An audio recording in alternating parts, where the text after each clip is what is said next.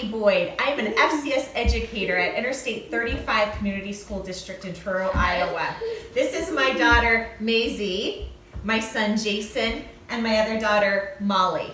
And on behalf of the Iowa Food and Family Project, we are going to be showing you a really fun and family-friendly way to incorporate beef into your grilling recipes.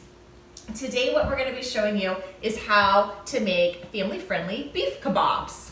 So Molly, what's the first thing we need to remember when we're going to make some beef kebabs? You want to soak them in skewers in the water for about 10 minutes just so that they don't catch on fire?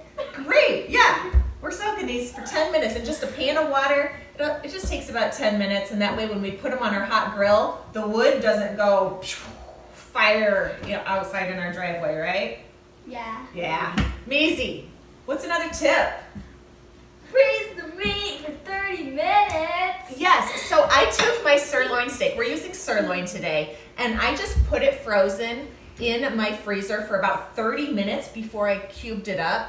And Maisie, why do we do that? So that it's easier to cut up. It is easier to cut. When you go to slice it, if it's been frozen just enough, it helps firm it up so that your knife doesn't slide all around when you're trying to cut your sirloin steak. So we've got these cut into about 1.5 inch cubes. And I just went ahead and we poured some marinade over it. We're just using our own family's favorite store-bought steak marinade. So whatever you and your family prefer, by all means, go with that. All right.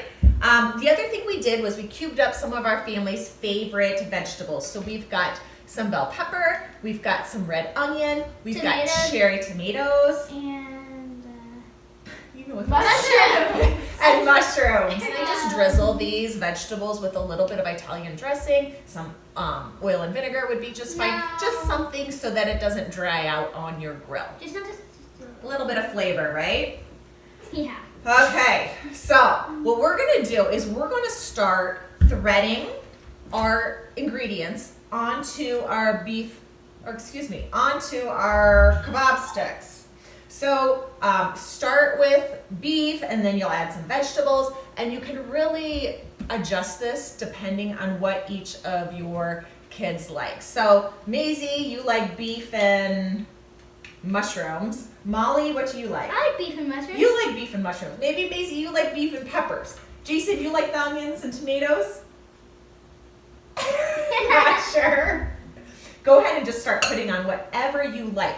Now, Maisie, there's a tip to this, isn't there? Yes, put your finger in between each item so that it's spread out, so it's not all smushed together. Yeah, so leave just a tiny little gap between each of your food items so that when you're grilling it, it's not like they're so tight that they're just gonna kind of get smushed together and not cook evenly. So leave a little bit of a gap so that they all cook uniformly on your grill. Oh, those are looking good, you guys. Now, speaking of the grill, I have gone ahead and preheated our grill to medium-high heat while we're getting ready. That way, when we put these on, it will be ready to cook and already preheated. Now, kebabs are a great way to really stretch your family's beef dollar by dividing up the vegetables and the beef onto each person's serving. You can really stretch that, plus incorporate all those extra vegetables as well. So as we kind of get these going here, Get them going. Be sure you're using the pointy end of your kebab sticks, clearly. Ow. And do not hurt yourselves or each other in the process. Oh, that's so funny. So that what's so funny? Good job. It's looking great, you guys. They're so colorful. All right, what Because you they're looking for, Jay? They are kebabs. This is my fave. Sirloin steaks were actually on sale this week at our grocery store. My favorite. I know. It's a perfect time of year for that. We should try this camping this spring. What are you doing? Oh, Jason, it's like a pattern. I did the pattern. Very cool. You can eat that one. When it's cooked, right? Yeah, that's if you want to eat the meat. Definitely we have to wait for it to be cooked. Last time you wanted to eat the meat Oh yeah. raw.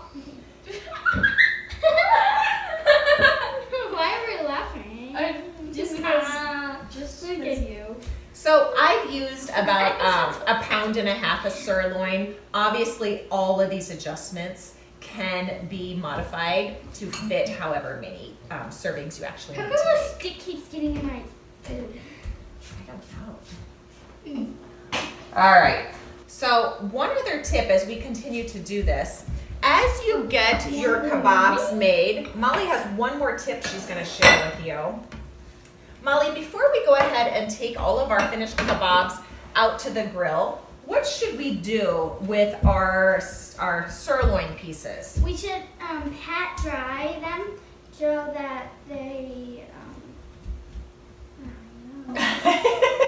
Just because you're supposed to, right? You're supposed to pat dry your beef, especially if you've marinated it, because what that'll do is it'll allow your steak to cook more over the dry heat and get more of that delicious edge on it instead of just sitting on there kind of wet and basically steaming.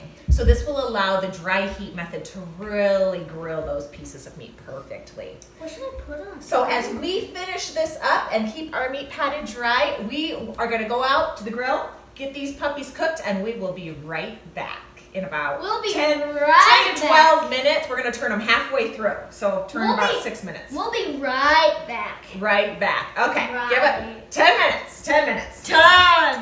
Yum yum yum yum. Okay, guys, it's ready. They're off the grill. It's been about 12 minutes. I did turn them halfway through, and man, do they smell amazing. Guys, let's go ahead and get some plates out. We'll call in the rest of the family. You guys ready to try these out?